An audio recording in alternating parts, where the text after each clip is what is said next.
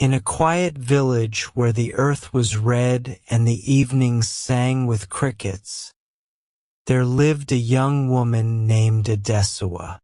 She was not known for loud laughter or bold words, but for something far rarer, a gentle spirit that made people feel safe in her presence.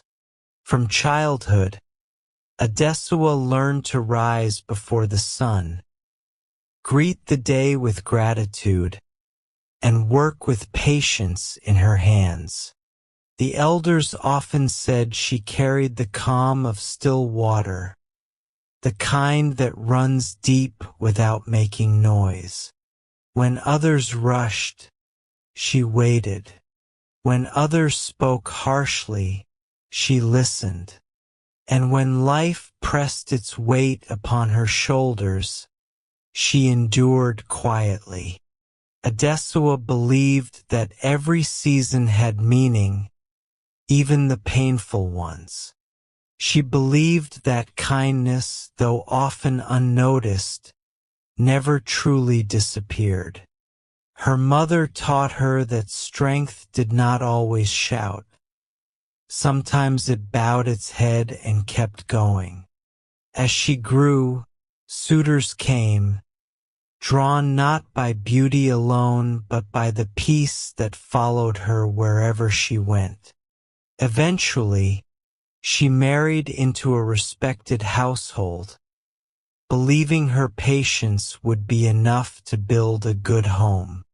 But what Adesuwa did not know was that endurance is often tested most where love is expected. And sometimes, the hardest battles are not fought with enemies, but within the walls of one's own home.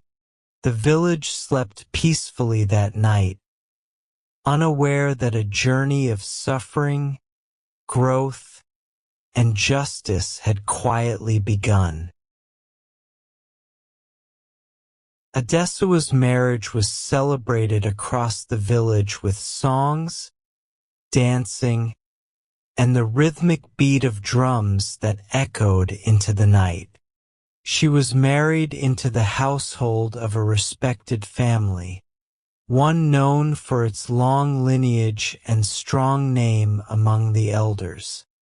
Her husband, Oseji, was a quiet man, hardworking, honorable, and deeply devoted to his family's traditions. When Adesuwa crossed the threshold of her new home, she did so with humility. She greeted the ancestors, bowed to the elders, and promised herself that she would serve her new family with patience and love. To her, marriage was not just union but responsibility. First, all seemed well. The compound was large, the land fertile, and the neighbors welcoming.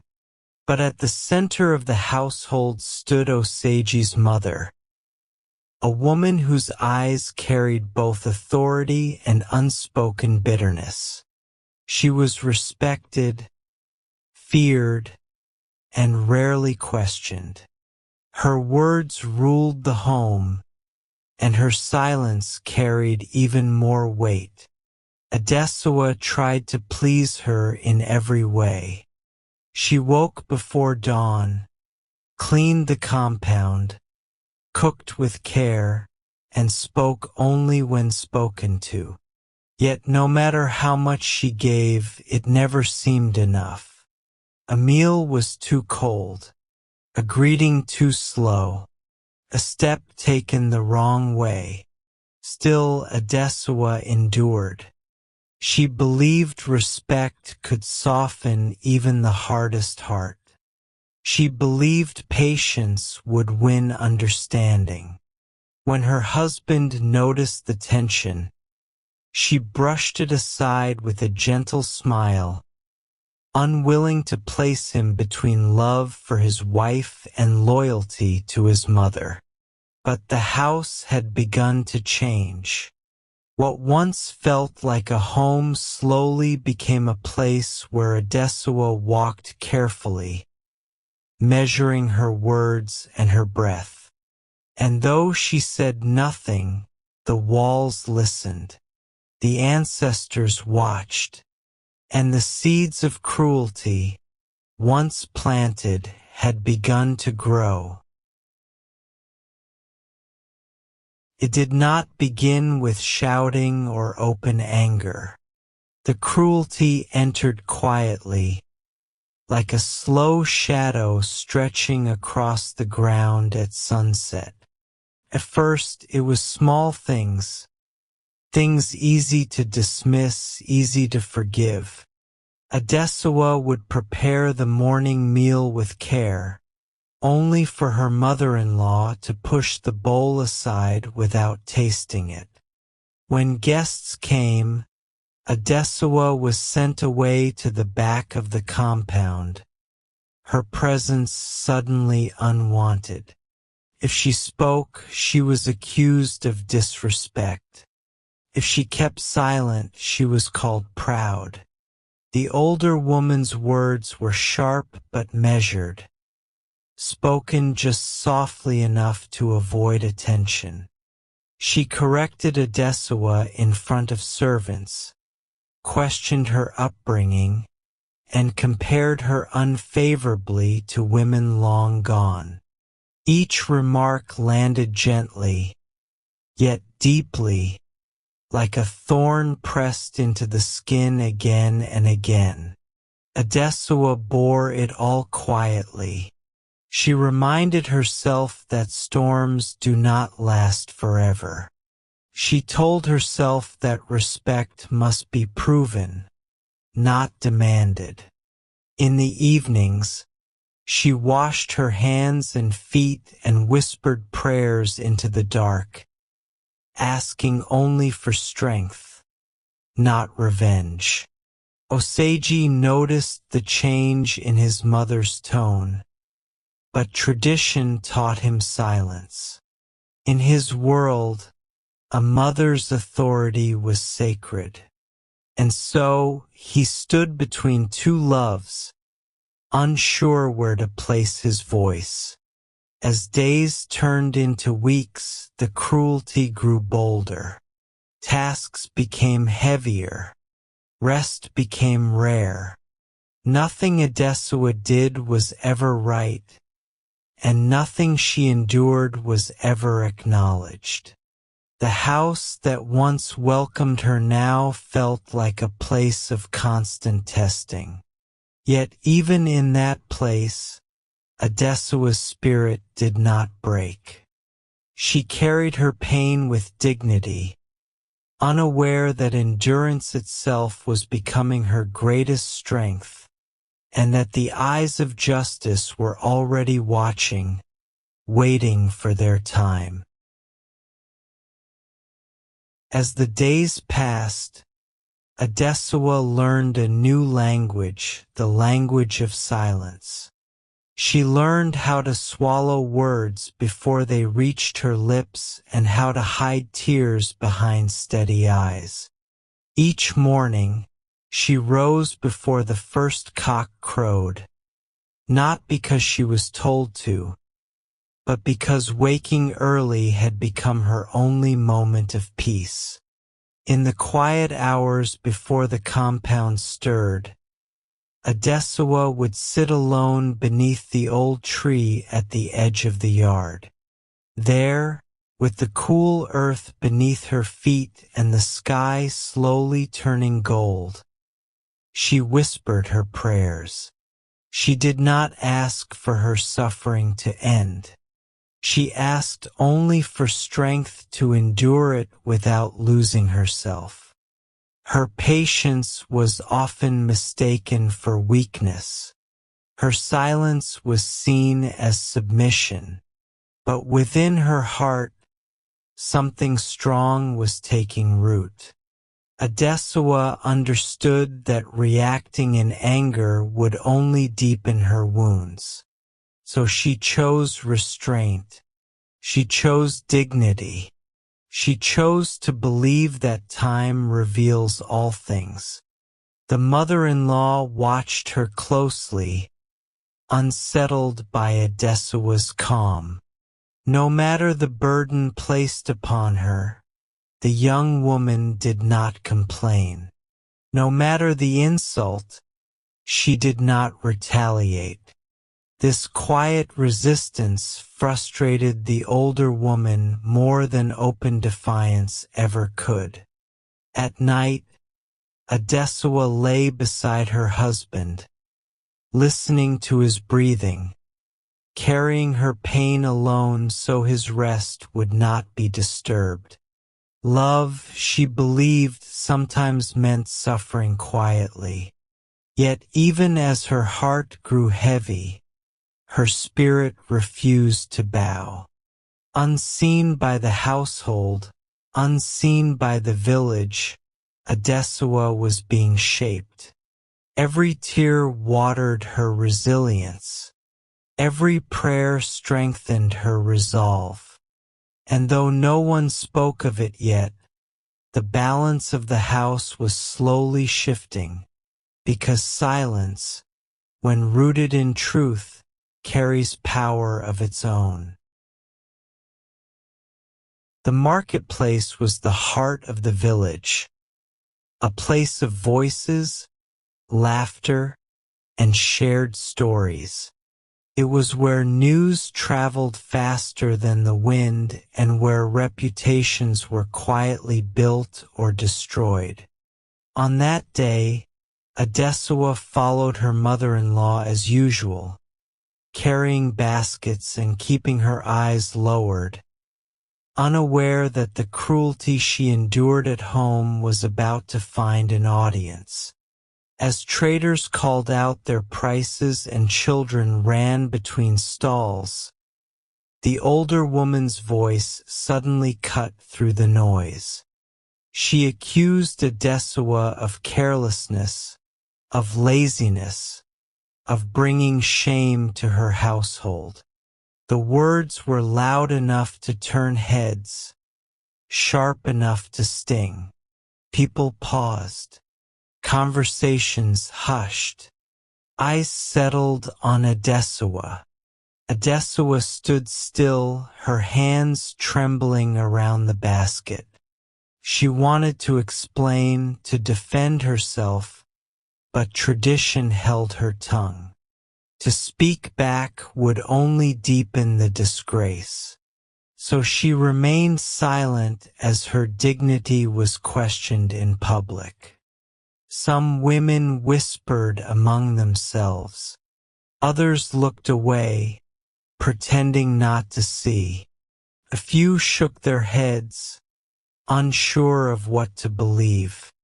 The mother-in-law continued, enjoying the power of attention, feeding on the quiet discomfort of the crowd. When it was over, Adesuwa walked behind her, her steps heavy, her chest tight. The marketplace no longer felt alive, felt hostile. Every face seemed to carry judgment. Every laugh felt like it was aimed at her back. Yet even in that moment of shame, Adesuwa did not break. She lifted her head just enough to steady herself. She reminded herself that truth does not need a crowd to survive. And though humiliation followed her home that day, something else followed too. A quiet awareness among the villagers that not all was as it seemed. The seed of doubt had been planted, and soon it would begin to grow. After the day at the marketplace, the house felt colder, even beneath the same familiar sun. Adesuwa moved through the compound as she always had, but something had changed within her. The whispers she heard behind her back followed her home, settling into the corners of every room. Still, she said nothing. Oseji had begun spending more time away, tending to distant farmlands and answering matters brought before the elders. His absence stretched from days into weeks, leaving Adesuwa alone under his mother's watchful eye. When he returned, his mind was often tired, weighed down by responsibilities that left little room for difficult conversations. Adesuwa longed to speak, to explain the quiet pain she carried, but each time she opened her mouth, the words retreated. She feared being seen as a source of conflict. She feared forcing her husband to choose between blood and vow. And so, she chose silence once more. The mother-in-law used this silence as a weapon. In Oseji's presence, she softened her voice, presenting herself as caring and misunderstood. When he left, her sharpness returned, cutting deeper than before. Adesuwa began to understand that cruelty often wears a friendly face when witnesses are near. At night, as Oseji slept beside her, Adesuwa stared into the darkness, listening to the distant sounds of the village. She wondered how loneliness could exist even in the presence of another. She wondered how long a heart could endure without being heard. Yet despite everything, she refused to let bitterness take root. She reminded herself that truth does not rush. It waits. And though Oseji's silence hurt almost as much as his absence, Adesuwa held on to one quiet belief, that justice, like dawn, arrives in its own time. That night, the village slept beneath a sky heavy with stars, but Adesuwa could not rest. The weight in her chest had grown too heavy to carry in silence. When the compound finally grew quiet and even the insects softened their songs, she rose from her mat and stepped outside. The moon hung low, pale and watchful. Adesuwa walked slowly to the old tree at the edge of the compound, the same place where she had whispered her prayers at dawn. There, beneath its wide branches, her strength finally gave way. Tears fell freely, soaking into the earth as if the land itself was listening. She spoke softly, not to the night alone, but to the ancestors whose names were carried in the wind. She asked them for guidance, not escape. She asked them to help her endure without losing her truth. In the silence that followed, the night seemed to answer her, not with words, but with calm. Memories of her mother's teachings returned to her heart. A river does not fight the stone, she had once said. It wears it down by continuing to flow. Adesuwa wiped her tears and breathed deeply. She understood then that her patience was not wasted time. It was preparation. As she sat beneath the tree, a sense of resolve settled over her. Whatever lay ahead, she would face it with dignity. She would not allow cruelty to shape her spirit. She would remain faithful to who she was, even if the world misunderstood her. When she finally returned to the house, The pain was still there, but it no longer ruled her. Adesuwa lay down and closed her eyes, unaware that the very endurance she had chosen was already setting the stage for justice to rise. The test came suddenly, disguised as routine yet carefully planned. One morning, a valuable heirloom went missing from the household. A small object, old and sacred, passed down through generations. Its absence sent unease through the compound, for such things were not easily misplaced. The mother-in-law was the first to speak. Her voice carried concern, but her eyes carried certainty. She claimed she had last seen the heirloom near where Adesuwa worked the previous evening. The words were chosen carefully, planted gently, but their meaning was clear. Servants were questioned. Corners were searched. Whispers grew louder. And before Adesuwa could understand what was happening, suspicion had already found a home in her name. Adesuwa stood still as the accusation formed around her like a net. She denied it softly, truth steady in her voice. She had touched nothing. She had taken nothing. But truth, when spoken quietly, often struggles to rise above loud assumptions. The mother-in-law insisted the search continue. Baskets were overturned. Mats lifted. And then, as if guided by fate, the missing heirloom was found among Adesuwa's belongings. Gasps filled the compound. Adesuwa's heart pounded, not from guilt, but from disbelief. She knew then that this was no mistake. This was a test meant to break her, to stain her name beyond repair. Yet even in that moment, she refused to panic. She refused to cry out in anger. "I did not do this," she said, her voice calm but firm. But calm was mistaken for cunning. Silence was mistaken for guilt. And the seed planted long ago, through whispers and public shame, had finally taken root.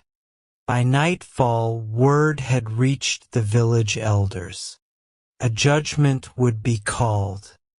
And Adesuwa, though innocent, stood at the edge of a storm she did not create, one that would soon decide her fate. The morning sun rose over the village, but peace had fled. News of the missing heirloom spread quickly, carried on whispers and cautious glances. Adesuwa walked through the marketplace, but every eye followed her, curiosity and suspicion mingling in the air. The elders summoned a council to hear the matter, and she entered with calm resolve, though her heart ached. The mother-in-law spoke first, her voice soft but certain, framing the young bride as careless and deceitful. The elders listened, nodding quietly, weighing the authority of age and tradition over a single voice. Adesuwa spoke next. "I have taken nothing. I am innocent," she said, steady, unflinching. But her truth clashed against years of fear and respect for her mother-in-law, and the crowd's murmurs grew heavier. Witnesses offered no proof, yet the story had already taken root. doubt had spread faster than any evidence could correct it. Her husband remained silent, torn between loyalty to his mother and love for his wife. The elder's decision came at last. To preserve peace, Adesuwa must leave the household temporarily, serving elsewhere in the village. Humiliation and sorrow pressed on her shoulders, but she bowed her head without anger. She walked away with quiet dignity, carrying only what no one could take: her truth, her patience, and the unwavering hope that justice would one day rise. Adesuwa left her home that morning with nothing but the clothes on her back and the quiet dignity she carried in her heart.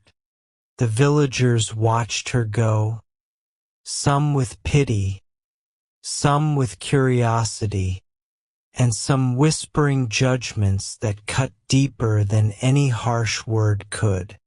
The compound, once her sanctuary, now felt like a cage she had finally stepped out of.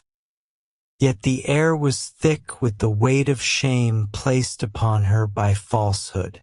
She walked along the red earth road, each step heavy yet steady. The mother-in-law's words echoed behind her, sharp and deliberate, meant to sting even in her absence. Still, Adesuwa did not look back.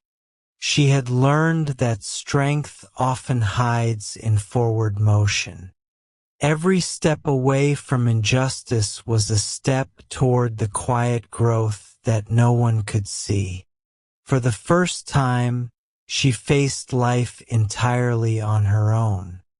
The world outside the compound was unfamiliar and unforgiving, yet it held possibilities her old life had never offered. With each passing day, she learned to carry the burdens of labor, skepticism, and loneliness with grace. She spoke kindly to strangers, worked humbly, and trusted that her endurance was not in vain. Evenings were the hardest. The loneliness pressed in, and memories of her home and the unfair treatment she endured threatened to drown her resolve. But Adesuwa had learned the language of prayer. Beneath the same wide sky that had once watched over her childhood, she knelt and whispered words of hope, asking only for strength and patience. In exile, she discovered a truth her mother had always known. Dignity cannot be stolen, and innocence, though tested, will shine in time. And though the journey had begun in shame, every hardship was quietly shaping her into a woman whose strength no cruelty could ever break. Days in exile had taught Adesuwa lessons no home or comfort ever could. She rose each morning before the sun, tending fields, helping neighbors, and offering a kind word to anyone who crossed her path. Though her hands were roughened by labor, her spirit glowed with a quiet strength that people could not ignore. Slowly, the villagers began to notice her resilience. When a child fell ill, she offered care and gentle reassurance. When crops failed or tempers flared, she mediated with patience and wisdom. Adesuwa's humility and kindness became a beacon, her reputation quietly growing in a place that had once regarded her with doubt. Through service, she discovered the power that comes from helping without expectation. Her days of hardship had honed her mind, sharpened her resolve, and deepened her empathy. She realized that endurance alone was not enough. It must be paired with action, compassion, and courage. Even the elders of the village began to speak of her in hushed admiration, remarking on the young woman who had been sent away in shame but now touched the lives of everyone she met. Adesuwa never sought recognition. Her heart remained focused on doing what was right, on lifting others while remaining true to herself. And though news of her old household occasionally drifted to her ears, she did not rush back. She knew that growth takes time, and that strength quietly earned is stronger than any fleeting victory. Every act of service, every small kindness, was shaping her destiny, preparing the way for justice, recognition, and the day when the truth of her character would finally shine. Time, as it often does, revealed truths that had long been hidden. The mother-in-law, who had wielded cruelty as a weapon, could no longer hide behind whispers and authority. Rumors began to circulate, stories of deceit, manipulation, and unfair treatment she had inflicted on not just Adesuwa, but others in the village over the years. Adesuwa heard of these whispers with calm interest, not satisfaction. She had endured much, but she did not rejoice in another's downfall. Instead, she observed, patient as the earth itself, knowing that the truth carries its own weight and finds its way in time. A chance encounter brought the final evidence into view. Villagers, emboldened by Adesuwa's reputation for kindness and fairness, came forward. They recounted incidents they had once feared to mention.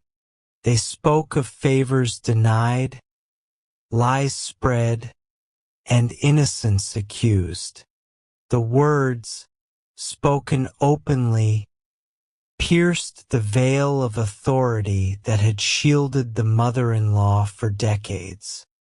When the elders heard these accounts, their eyes were opened. The authority that had once seemed absolute now wavered under the weight of truth. Even the mother-in-law could no longer command the unquestioning respect she had long relied upon. Adesuwa, summoned to witness the council, stood with quiet dignity. She did not demand justice. She did not plead. Her presence alone, calm and unwavering, reminded everyone of the strength she had always carried. And in that moment, it became clear. The seeds of cruelty, once sown, could not withstand patience, humility, and the power of truth. The village began to understand what Adesuwa had always known. Endurance is not weakness, and integrity, though tested, always finds its way to light. The day had come when the elders of the village gathered once more, summoned by the weight of truth and the voices of those long silenced. Adesuwa entered the council calmly, her presence commanding neither fear nor arrogance, only the quiet authority of someone who had endured and grown. The mother-in-law, once feared by all, now sat uneasy, the cracks in her authority visible to every onlooker. One by one, witnesses recounted the injustices, the lies, the false accusations, the cruelty disguised as discipline. Each account strengthened the case for Adesuwa's innocence and highlighted the pattern of wrongdoing that had long gone unnoticed. Even the villagers who had doubted her were now silent in recognition, their whispers replaced with nods of understanding. The elders, bound by wisdom and fairness, spoke solemnly. They declared Adesuwa innocent of all accusations and restored her honor before the community. The mother-in-law, confronted by the undeniable truth of her actions, could no longer claim authority. Justice, long delayed, had finally arrived. Adesuwa did not gloat. She accepted the elders' judgment with humility, her heart free of bitterness. She had learned that true victory does not come from retaliation, but from endurance, patience, and faithfulness to one's principles. Those who had wronged her were held accountable, not by her hands, but by the natural order of truth and justice. For the villagers, it was a lesson in fairness, a reminder that cruelty cannot hide forever.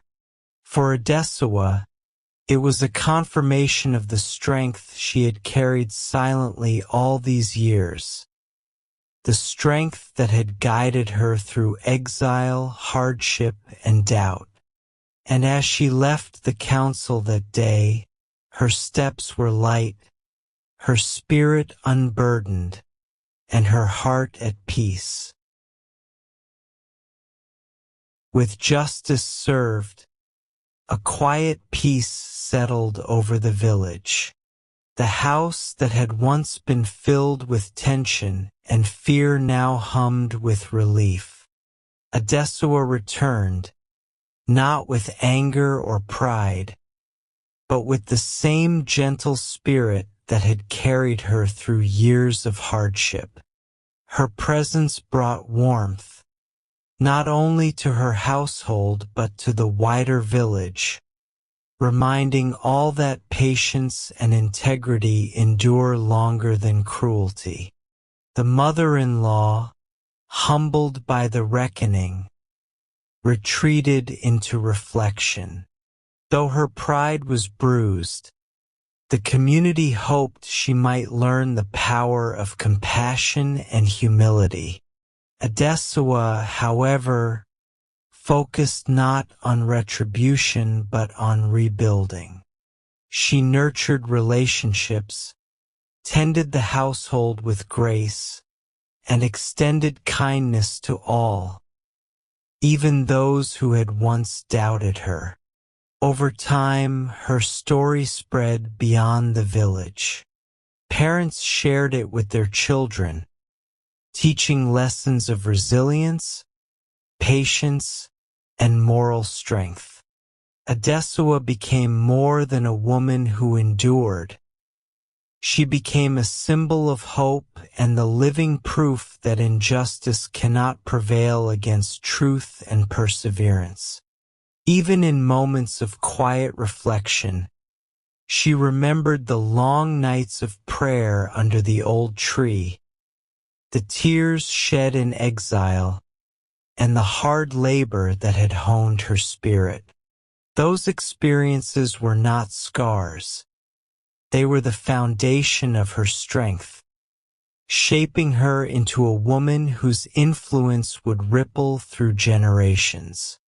As the sun set over the Red Earth village, the air carried a gentle promise that patience, courage, and unwavering integrity eventually triumph.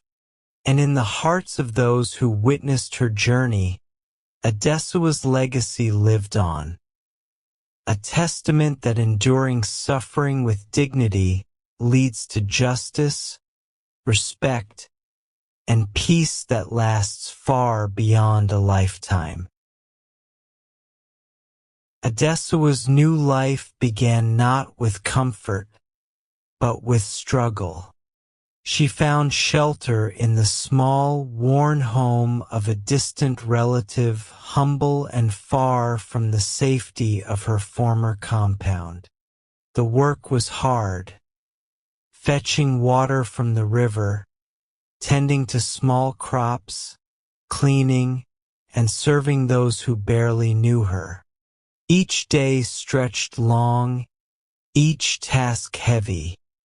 Yet she approached it with the same patience she had always carried. The villagers in her new home eyed her with suspicion at first. She was the bride sent away under a cloud of shame, a name whispered with uncertainty. But Adesuwa did not argue or seek sympathy. She smiled softly, worked diligently, and spoke only when needed. Slowly, her quiet diligence began to turn suspicion into respect. Nights were often lonely. She would sit under the stars, looking at the sky that had witnessed her suffering since childhood. Tears came sometimes, but she welcomed them as part of her growth. Each drop watered her spirit, teaching her endurance, humility, and the strength of inner resolve. As the days turned to weeks, the hard labor and isolation molded her character. Her hands grew calloused, but her heart remained gentle.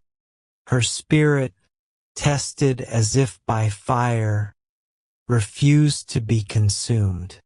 She discovered that hardship, though cruel, often reveals strength that comfort can never teach. Even in exile, Adesuwa carried hope as her companion. She whispered prayers of patience and guidance into the night, trusting that justice and recognition of her innocence would one day find her. And with each passing day, she realized that her endurance was more than survival. It was preparation for a future where her truth would shine and her resilience would inspire all who witnessed it.